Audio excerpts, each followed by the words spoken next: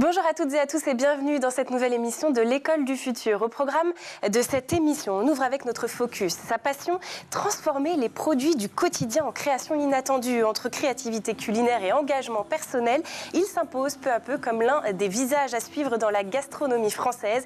Éloi Spindler est notre influenceur du jour. Et puis nous sommes ravis de la retrouver sur ce plateau, c'est Alexandra de Villers. Bonjour. Bonjour. De quoi est-ce que vous nous parlez aujourd'hui? Des études vétérinaires. Eh bien écoutez, on découvre ça en milieu d'émission. Quant à notre sujet du jour, on va parler d'un enjeu qui façonne déjà la société de demain, la place des jeunes filles dans les filières scientifiques. Alors pourquoi certaines se détournent-elles de ces métiers? Comment leur redonner confiance et envie? Et surtout, quelles solutions existent vraiment pour changer la donne à l'école comme dans leurs futures entreprises? Justement, nous recevons aujourd'hui l'une des figures de cet engagement chez Dassault Systèmes pour comprendre comment on peut agir autrement et plus tôt. C'est Valérie Ferret, bonjour. Bonjour. Vous êtes directrice en charge des programmes éducation chez Dassault Systèmes. On en parle dans un instant, mais d'abord, place au focus.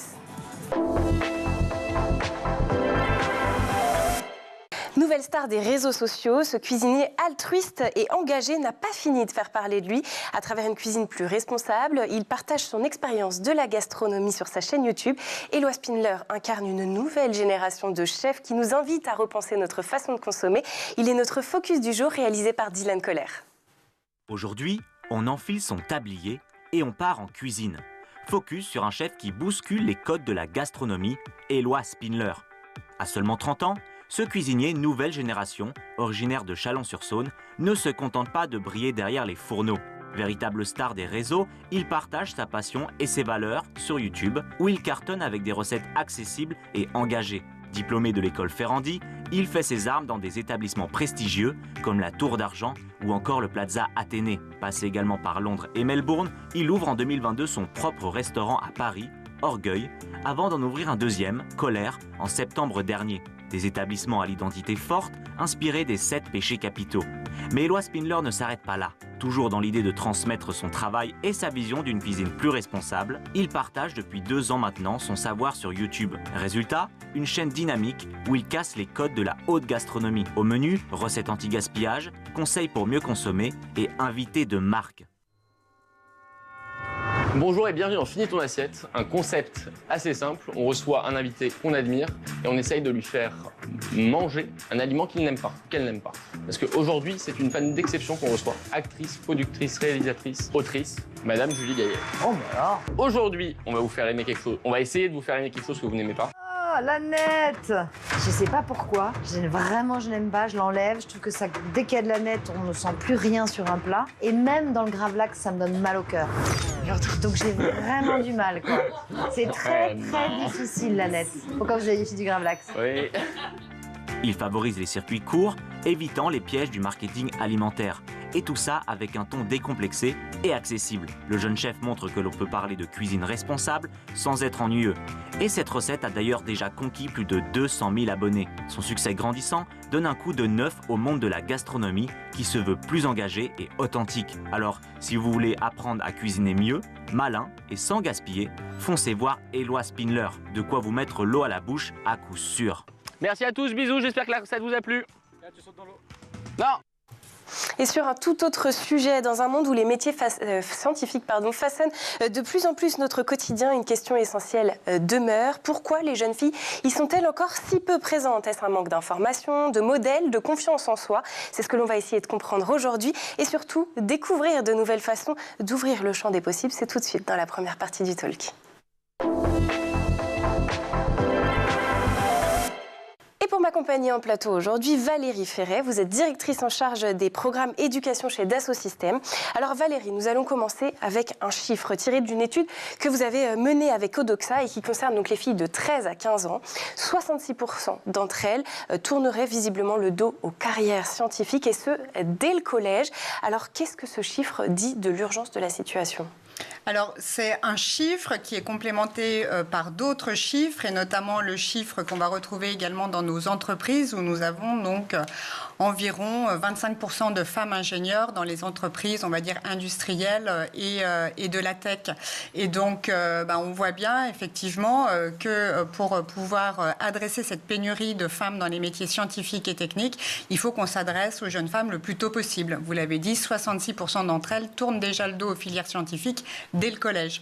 Donc, ça a été un parti pris de Dassault Systèmes de dire si on veut régler cette problématique du manque de femmes dans nos entreprises, il faut qu'on aille leur parler le plus tôt possible. Et alors, plus inquiétant encore, un autre chiffre qu'on commande, c'est 9% des jeunes filles se projettent dans une carrière scientifique. C'est très peu. Alors, pourquoi est-ce aussi difficile, encore en 2025, selon vous, d'attirer les jeunes filles vers ces filières et ces métiers? Alors, ce que l'on s'est dit, en fait, c'est que probablement ce dont nous manquions, c'était d'un imaginaire collectif sur ce que sont réellement les métiers d'ingénieurs et les métiers scientifiques.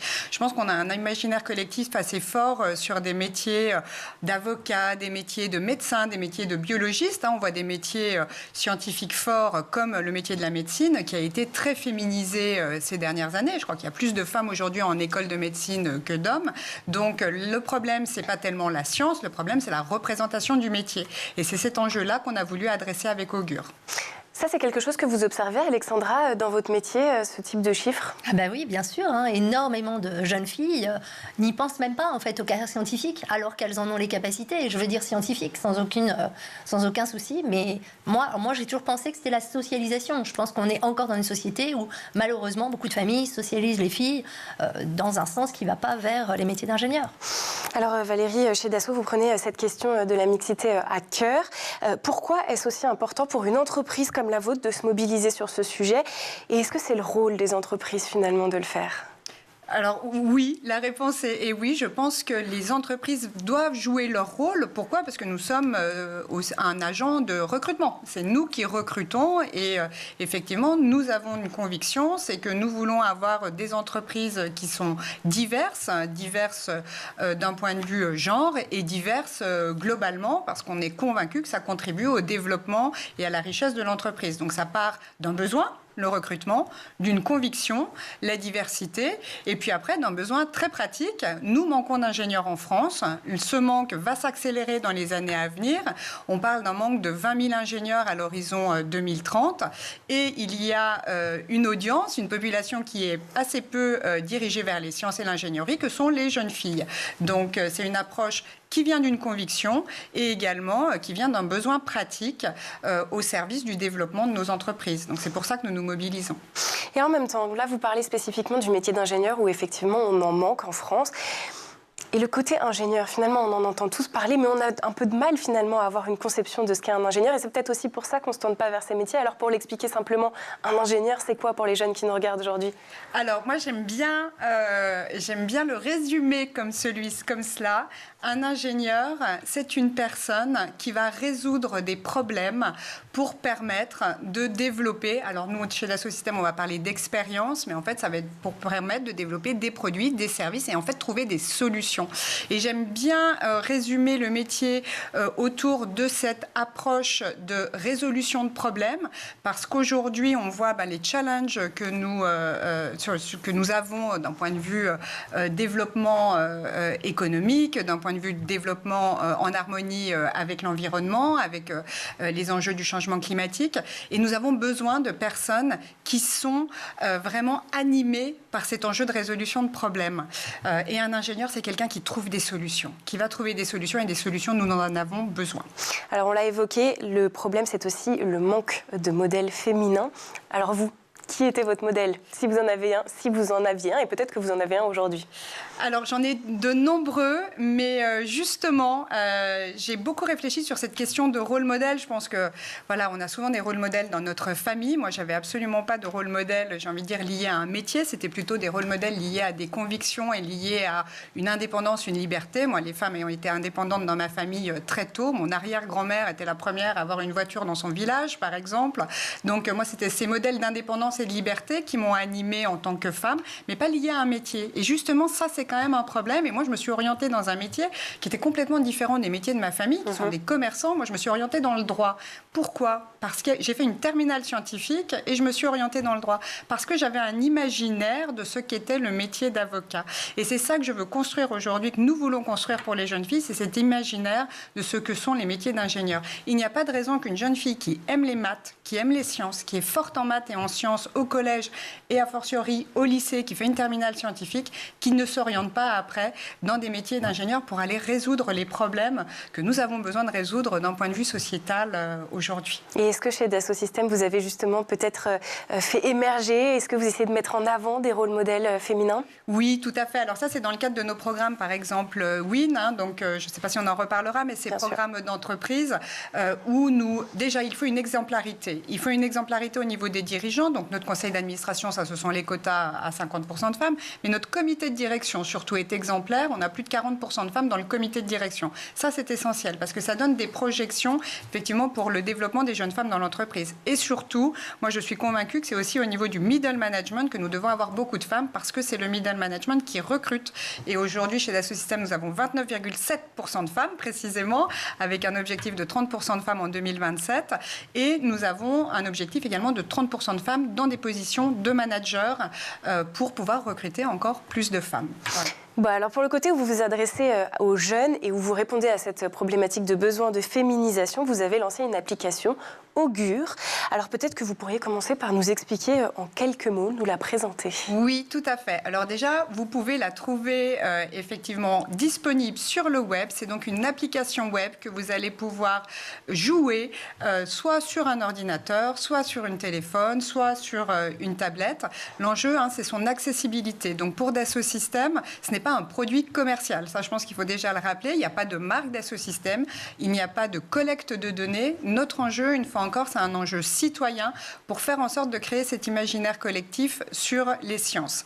Donc, cette application web, en fait, c'est une application que nous avons conçue avec des professionnels de l'orientation, avec des enseignants et surtout avec des jeunes filles. C'est les jeunes filles qui nous ont dit ce qu'elles voulaient voir dans cette application.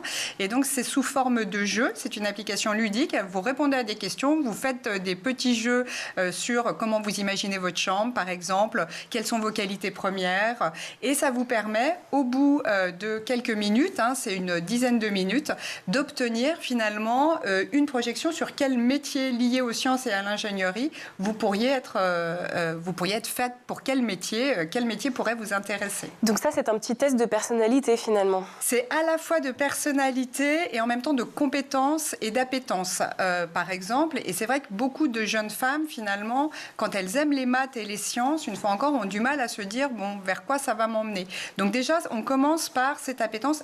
Et puis la compétence, est-ce que tu es forte en maths ? Oui. Et quelles sont les autres matières que tu aimes ? Et ensuite, effectivement, plutôt des questions liées, on va dire, à des soft skills, sur est-ce que tu aimes travailler en équipe ? Un ingénieur travaille énormément en équipe et les jeunes femmes aiment souvent beaucoup travailler en équipe. Mais une fois encore, c'est pour lier les compétences, les appétences et puis les soft skills pour pouvoir se projeter dans un métier qu'on n'imagine pas nécessairement. Et je pense que les jeunes filles sont toutes relativement surprises de découvrir finalement cette diversité des métiers d'ingénieur. Je rebondis tout de suite, mais en un mot, parce qu'on va déjà devoir prendre une petite pause. Ingénieur, c'est forcément être bon en maths ? Est-ce que c'est obligatoire ? Oui. Ingénieur, c'est forcément être bon en maths et aimer les maths, déjà, avant toute chose. Et ça, c'est vrai que c'est quelque chose aussi sur lequel il faut qu'on travaille. Dès la primaire, on le sait, les jeunes femmes décrochent dès le CE1, les jeunes filles, en mathématiques. Alors là, c'est vraiment une question de biais sociétaux sur lequel il faut déjà travailler. Mais on a aujourd'hui énormément de jeunes filles qui sont très fortes en maths et en sciences au collège et qui ne s'orientent pas, les 66% de jeunes femmes qui ne s'orientent pas vers les filières scientifiques, il y en a une grande partie qui sont très fortes en maths et en sciences. Bon, on va continuer à en parler. On va parler d'Augure, mais aussi des autres initiatives qui existent chez Dassault Systèmes pour féminiser les métiers scientifiques. Ça sera tout de suite après avoir fait un tour du côté de la planète tech. C'est la crème de la crème d'Internet. C'est la sélection de Dylan Kohler.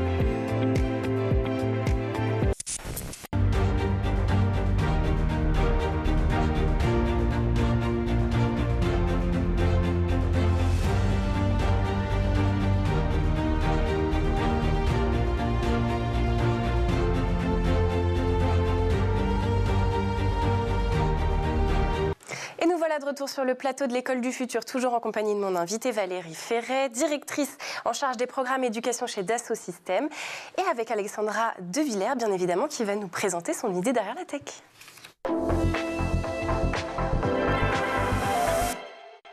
Alexandra, on entend partout que la France manque cruellement, non pas d'ingénieurs, alors si c'est le cas, mais de vétérinaires aussi. C'est vrai ? Effectivement. Oui, c'est tout à fait vrai. Aujourd'hui, il y a environ 21 000 vétérinaires pour 75 millions d'animaux domestiques.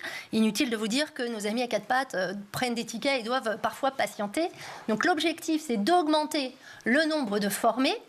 Et l'idée du gouvernement, c'est de proposer 840 vétérinaires supplémentaires tous les ans d'ici 2030. Mais alors pourquoi manque-t-on cruellement de vétos aujourd'hui en France ? Alors, plusieurs raisons. Déjà, la demande explose. Il faut savoir que nous, Français, on est très, très branchés animaux domestiques. On est dans le top 3 des pays européens. Il faut savoir qu'un Français sur deux a un animal de compagnie. Donc, une forte demande.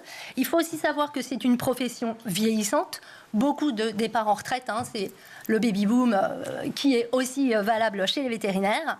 Et puis, il y a un fait qui est très important, c'est que les vétérinaires ne vont pas être vétérinaires toute leur vie. C'est un métier qui est difficile, il faut faire des gardes, il y a pas mal de contraintes et on sait qu'il y a à peu près 40% des vétérinaires qui ne pratiqueront pas le métier de vétérinaire toute leur vie. Donc, il y a un vrai problème de recrutement et c'est un souci. Alors, pardon, quand on dit vétérinaire, on pense tout de suite au chien de la petite mamie. C'est vraiment ça, être véto ? Alors, c'est ça, mais c'est pas que ça, effectivement. Déjà, il y a les vétérinaires donc canins, chiens, chats, et puis les vétérinaires ruraux, donc en campagne, les animaux, on va dire, de la ferme. Et puis, il y a des spécialistes, c'est assez incroyable, mais vous avez des vétérinaires spécialistes dans à peu près tout, dermato, voilà, plein, des chirurgiens aussi très, très pointus. Il y a des vétérinaires qui travaillent en laboratoire. Et puis, il y a des vétérinaires qui deviennent des entrepreneurs, qui font des MBA après, c'est quand même une grande école. Il y a même des vétérinaires qui travaillent dans les institutions internationales. Donc, il ne faut pas se dire, si je fais une école véto, je vais forcément être dans une clinique et soigner les chiens et les chats de mamie. Alors, comment on fait concrètement pour devenir vétérinaire ? Alors, pour devenir vétérinaire, évidemment, il y a la voie, on va dire, classique, historique, c'est la prépa BCPST. On rentre en prépa tout de suite après le bac. On fait une prépa pendant 2 ans, on prépare des concours, donc c'est extrêmement exigeant, la classe préparatoire, on le sait. Et puis, si on réussit les concours, on rentre dans une des 4 écoles vétérinaires. Il faut savoir qu'il y a Maisons-Alfort, Nantes, Lyon et Toulouse. On fait 5 ans d'études après la prépa, ça veut dire 7 ans d'études en tout. Et puis, une fois qu'on a passé sa thèse, on est vétérinaire. Mais pour ça, il faut avoir un très bon dossier, bien sûr, en terminale, en première et en terminale. Il faut avoir choisi des spécialités scientifiques, on en parlait tout à l'heure. Donc en première, c'est en général les maths, la physique et les SVT, c'est pas très compliqué. En terminale, comme on n'en garde que 2, il faut un petit peu réfléchir. Qu'est-ce que je garde ? Est-ce que je garde maths, physique, physique, SVT ou maths, SVT ? En tout cas, on sait qu'on peut prendre les mathématiques complémentaires. Il faut savoir que ces 3 matières sont très importantes en prépa BCPST. Bon, alors il existe quand même d'autres voies maintenant. Et oui, effectivement, c'est un peu la nouveauté, on va dire, depuis à peu près 5 ans. On peut rentrer en école vétérinaire tout de suite après le bac. Donc, les ENV, les écoles vétérinaires classiques, ont créé une voie post-bac. On postule sur Parcoursup. On envoie donc le dossier scolaire, une lettre de motivation. Si on est admissible, on va être convoqué à une demi-journée d'entretien à l'école vétérinaire de Maisons-Alfort. Et là, on va passer plein d'entretiens. C'est 7 ateliers. Grosso modo, évidemment, un entretien de motivation classique.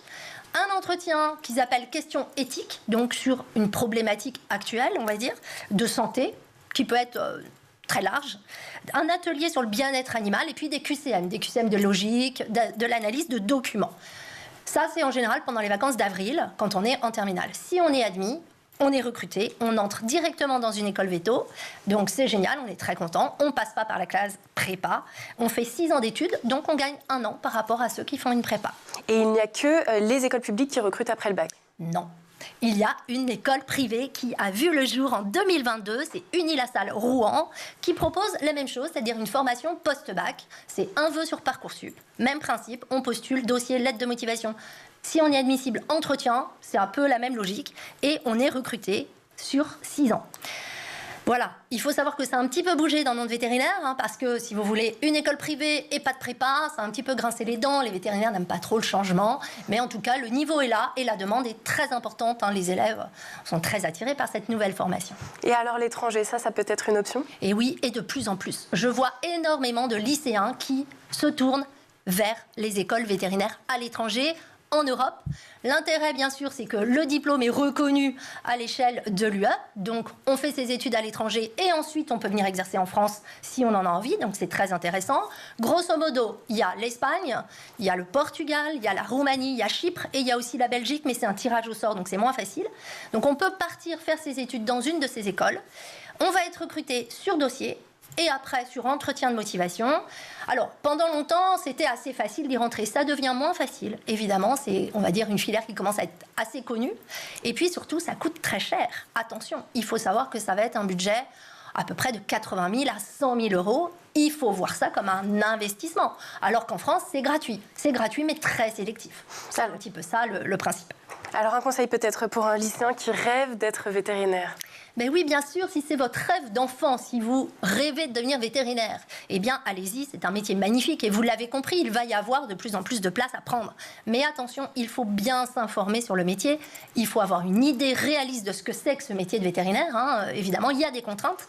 Et puis, il faut faire des stages. Moi, vraiment, je vous pousse à faire des stages, voir ce que c'est dans le concret. Parce que certains rentrent en école véto, ils sont assez vite déçus. Et c'est pour ça qu'ils quittent le métier. C'est dommage pour les animaux qui ont besoin de vétérinaires. Par contre, si vous êtes au bon endroit, c'est une carrière passionnante, riche, humaine, où vous allez faire des très belles rencontres. Donc, on fonce. Merci beaucoup, Alexandra, pour cette chronique. Quant à la suite de l'émission, finalement, le lien est trouvé. Hein. Même si au début, on se disait que c'était un petit peu éloigné, finalement, il est question de sciences, de métiers qui peinent à recruter. Et on va continuer à en parler cette fois du côté des ingénieurs. C'est dans la seconde partie du talk. Et c'est toujours avec mon invitée Valérie Ferret. Alors, justement, vous avez proposé de lancer une application aux jeunes filles pour leur permettre de découvrir les métiers scientifiques, les métiers d'ingénieur, les aider finalement à trouver leur voie. Mais alors, sur cette application Augure, quels sont les métiers justement qu'elles vont pouvoir retrouver, ces jeunes filles spécifiquement? Vous pouvez peut-être pas nous faire toute la liste a priori, mais en tout cas, vous pouvez nous donner une petite idée dans les grandes lignes. Oui, bien sûr. Alors, déjà, pour nous, l'enjeu, c'est de montrer la variété des industries dans lesquelles on va pouvoir trouver des femmes ingénieurs. Ça va être, par exemple... Alors, moi, j'ai testé l'application, évidemment, et par exemple, la carte qui est ressortie, pour moi, c'était ingénieur environnement. Les jeunes sont évidemment aujourd'hui très sensibilisés aux problématiques de l'environnement. Donc, voilà, découvrir que pour le changement climatique et pour lutter contre le changement climatique, il existe des métiers donc d'ingénieur environnement.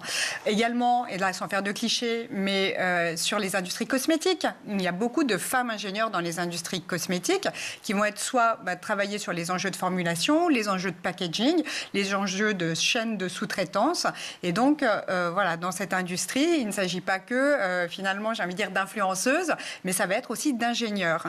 Ça va être après les métiers, on va dire, plus classiques. Donc, dans l'aéronautique. Donc là, je pense qu'on a la chance d'avoir notre femme qui va partir dans l'espace dans le prochain programme spatial. Donc un rôle modèle. Un rôle modèle voilà. Exceptionnel. Mais c'est un métier qui est bien identifié. Les métiers liés au spatial, c'est un métier bien identifié. Mais après, on va avoir aussi, bien sûr, l'énergie qui est également un grand enjeu, ou bien même le high-tech. Pour faire, là, par exemple, on reçoit, nous, les collégiens chez Dassault Systèmes dans le cadre des stages de troisième. Et ce qu'on leur fait faire, c'est la modélisation d'une coque d'iPhone en 3D. Alors là, on leur parle beaucoup. Évidemment. Ils disent, ah mais génial, je peux faire en fait ma propre coque d'iPhone. Bah oui, si tu as des compétences pour pouvoir faire du dessin industriel, tu pourras personnaliser et faire tes propres coques d'iPhone ou tous tes objets du quotidien. Bon, alors finalement, de ce que je comprends, c'est que ce ne sont pas que des métiers qu'on va retrouver chez Dassault Systèmes. Parce qu'on pourrait imaginer que comme c'est votre application, vous allez promouvoir des métiers chez vous. Mais non, vous avez un enjeu beaucoup plus grand finalement. Oui, tout à fait. L'enjeu, il n'est pas que chez nous. Donc chez Dassault Systèmes, il y a 70% d'ingénieurs. On est 25 000 personnes au niveau mondial.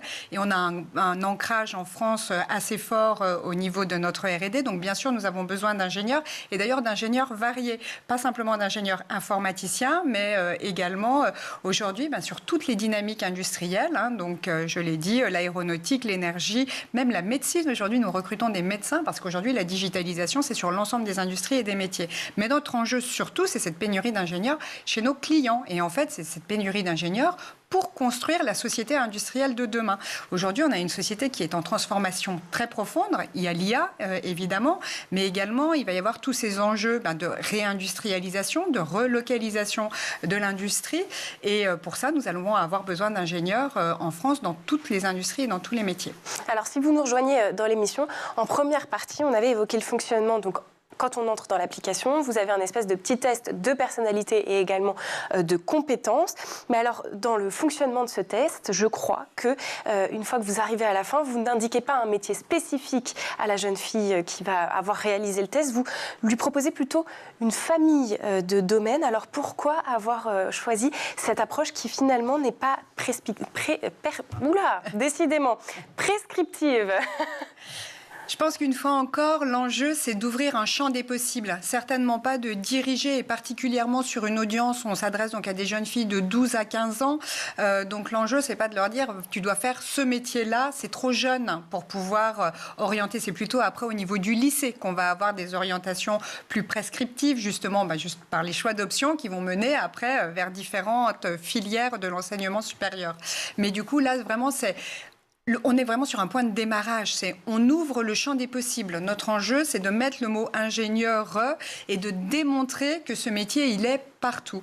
Une fois encore, pour créer cet imaginaire et de se dire « Ah, mais c'est ça le métier d'ingénieur, ça peut être dans ce domaine précisément, ça peut être dans cette industrie, c'est pas que de l'aéronautique, c'est pas que du spatial, ça peut être dans la cosmétique, ça peut être dans l'énergie. » Et notre enjeu, c'est ça, c'est d'ouvrir ce champ des possibles pour redonner finalement du sens aux maths et aux sciences au collège et faire en sorte que les jeunes filles s'orientent vers ces filières au niveau du lycée et vers ces filières au niveau de l'enseignement supérieur. Alors, Augure a été pensé pour féminiser le métier, mais finalement, les garçons aussi peuvent se rendre sur l'application, j'imagine. Oui, ils peuvent se rendre sur l'application, mais à la fin, vous avez quand même une petite carte avec une jeune fille. Vous choisissez votre avatar. Donc, c'est pas la cible. La cible, ce sont les jeunes femmes et c'est une cible qui est assumée. Donc, mais j'ai moi-même un fils et une fille. Et ils l'ont tous les deux fait le jeu parce qu'il y a quand même un aspect ludique. Et donc, c'est justement par ça qu'on rentre. C'est l'enjeu ludique. Mais après, l'enjeu projection, une jeune fille, c'est notre cible, se projettera mieux sur les métiers. Et d'ailleurs, j'en profite aussi peut-être pour le dire, on l'a lancé il y a un mois et aujourd'hui nous avons 25 000 connexions. Donc ça marche très très fort. Il faut voir il faut qu'on fasse encore plus puisque aujourd'hui on a 3,4 millions de collégiens en France, donc à peu près 50% de filles, 1,7 million de collégiennes. Donc notre cible, voilà, elle est claire. On a 1,7 million et c'est pour ça qu'on a besoin de tout le monde. On a besoin des enseignants parce qu'en fait c'est une application qui est très facile d'utilisation, donc qui peuvent utiliser dans les salles informatiques. On a besoin des associations parce que c'est les associations, par exemple, comme Elle Bouge, qui peuvent relayer auprès des jeunes filles cette forme de jeu. On a besoin des parents et on a besoin de vous. Et c'est pour ça que je vous remercie d'être sur le plateau aujourd'hui. Eh bien, écoutez, on arrive déjà à la fin de cette émission. Juste Augure, où est-ce qu'on le retrouve? Alors, Augure, donc vous faites une recherche sur le web, O''Gure, G-U-R-E, et vous allez tout de suite tomber sur l'application web, donc que vous pouvez jouer sur un ordinateur, sur un téléphone ou sur n'importe quel device. Et on le rappelle, c'est gratuit, il n'y a pas besoin de créer de compte, si je ne me trompe pas. Pas besoin de créer de compte, pas de collecte de données. Une fois encore, c'est une démarche citoyenne pour nous, ce n'est pas une démarche commerciale. Donc l'enjeu, c'est vraiment de rassurer les parents, les enseignants, pas de collecte de données, c'est une application disponible, accessible et sur laquelle l'enjeu, c'est de jouer et de se projeter. Bon, allez, on retiendra de cette discussion que attirer des jeunes filles dans les filières scientifiques tient à des questions de représentation et de confiance en soi. Et si l'on veut une société plus innovante, plus juste et plus durable, c'est un enjeu absolument majeur. Merci beaucoup Valérie Ferret d'avoir été avec nous. Merci aussi à Alexandra De Villers pour sa chronique. Merci aux équipes en régie, à Édouard Degnaud d'avoir produit cette émission. Et surtout, merci à vous de nous avoir suivis. On se retrouve dès demain à 12h30 sur School TV. D'ici là, portez-vous bien.